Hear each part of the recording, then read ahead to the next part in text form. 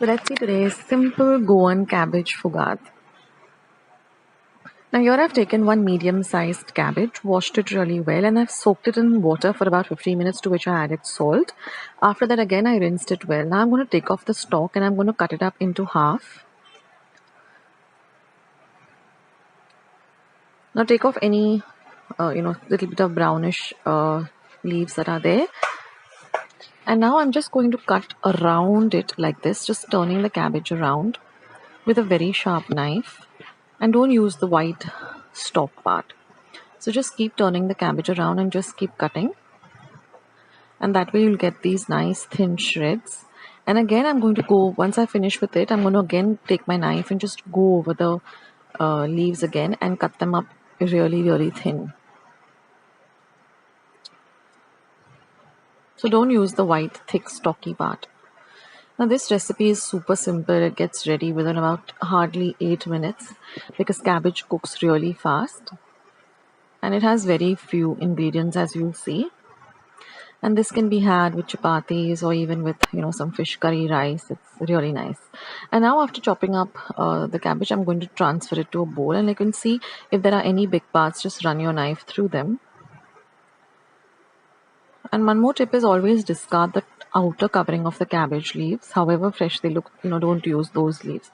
Anyway, let's go on to the recipe. So here I've heated about 1 tablespoon of oil. Once my oil is nice and hot, I'm going to add half a teaspoon of mustard seeds, which is also called mohri or rye. Now let the mustard seeds splutter in the oil. I'm going to add 1 chopped green chili. They're cooking on a low to medium flame. Let the chili fry nicely in the oil. Then I've taken 1 inch of ginger, chopped it really fine. I'm going to add that. Let the ginger also fry in the oil. Next, I'm going to add a few curry leaves, say about 7 or 8 curry leaves. You can keep the curry leaves whole or you can even chop them. Then I'm going to add half a teaspoon of turmeric powder or haldi powder. And last, I'm going to add 1 medium-sized onion that I've cut fine. Now we're going to bagar everything or fry everything really well till the onion gets a nice and translucent. So we are done with all the ingredients. Now we just have to add our cabbage, which we've chopped. I've used the entire medium-sized cabbage. This is enough for 4 people. And then mix everything well. See that the bagar, coats all of the cabbage nicely. So you don't have any white parts of the cabbage, but everything is nicely covered with the yellow bagar. This is very important. Now, cabbage is one thing which cooks so fast because you can even eat cabbage raw. So, it doesn't take much time, and you shouldn't have a very mushy cabbage also.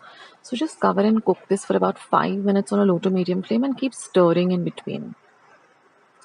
And now we're just going to add some salt to taste, and I like to add a pinch of sugar. Now again mix everything well.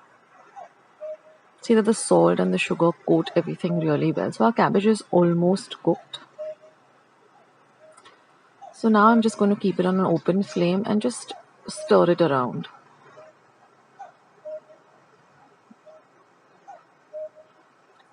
So we just have another 2 minutes of cooking this and we are almost done.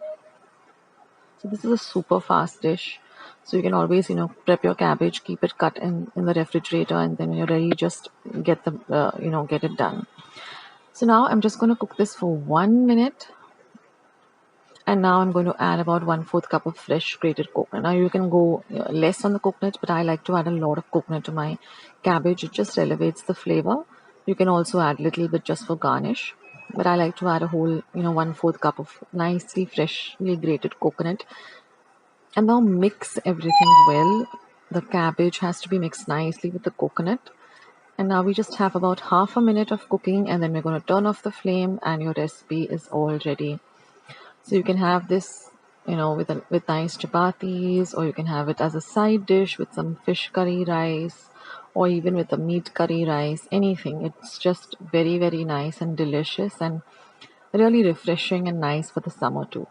So I hope you like this recipe. To give it a try, I'll catch you in my next video. This is Akshata signing off. Bye guys.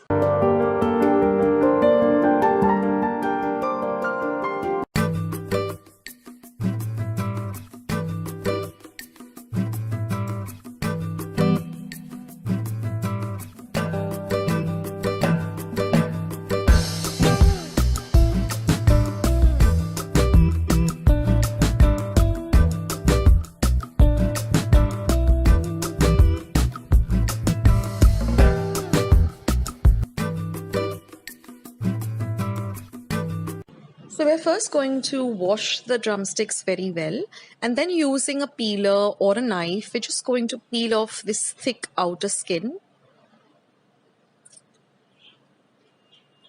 And then we're going to cut it up into smaller pieces. You can cut them as to whatever your requirement is. And here I just boiling them in some water till they are just about cooked. Now we're going to grind this masala paste for this lovely drumstick sukkhe.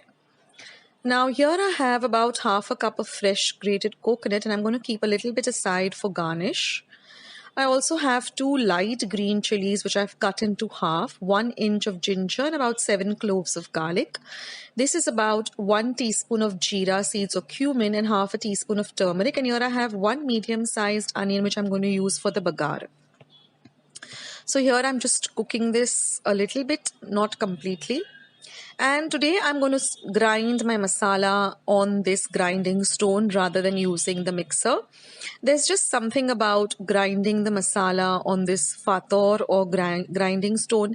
It just has its own flavor, and you don't have to use a lot of water, and it just has a different flavor altogether. And I just love grinding masalas or chutneys whenever it's possible for me and I have the time to grind it on this fator. First of all, it brings back all my childhood memories of my holidays in Goa, in my grandparents' home, where we had both this flat fator as well as, I think it's called the rogdo, the big one. Correct me if I'm wrong, but we used to use that when my grandmother wanted to make something in a larger quantity, and I was always assigned the job of grinding the masalas. So this does bring back my childhood memories. And I don't know, if you have a fator at home, then use it, because even chutneys, coconut chutneys, or even rechad masala, I mean, it just comes out different on this stone rather than just putting everything into the mixer pot. If you have the time, again, you can do it. So now you see the paste, it's so nice and fine. And now I'm going to use this masala water also. And what you can do is just keep a steel plate or something at the side of the the corner, and then just take a little water and just swipe it like that in this manner, and that's how you can save the reserve water for the sukkhe. So now let's get on with the recipe now that we have our masala paste in place. So I'm just heating about 1 tablespoon of oil in my pan, and I'm going to bagar my onion till it is nice and translucent. Then we're going to add the masala paste, and we're going to fry the paste well till you get the lovely aroma of the paste.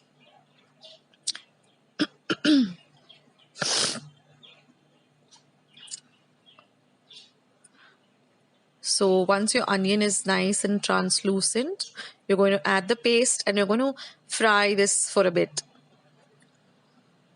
I don't know how far it's true, but I've always been told that if you fry your onions well on a low to medium heat and your masala as well, even the life of the vegetable or the curry does remain longer. I don't know how far it is true, but I stick to that. So fry your onions well, fry your masala well, and now I'm going to add my drumsticks, which I have cooked, semi-cooked. The reason I've semi-cooked it is because, drumsticks do take some time to cook. And if you just put them into this sukkhe directly and add some water, they tend to sometimes... And now I'm going to add the masala water. we don't need to add too much of water because we've already cooked the drumstick. So like I was saying, when you pre-cook it, then you don't need to really be worried about it being raw or, you know, difficult to eat. And now I'm going to add some salt and a pinch of sugar and give everything a good mix.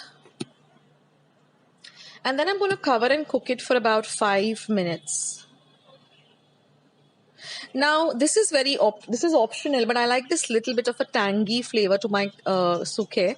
So I'm going to just soak about half a teaspoon of tamarind in some water for about 5 minutes and then squeeze out the juice.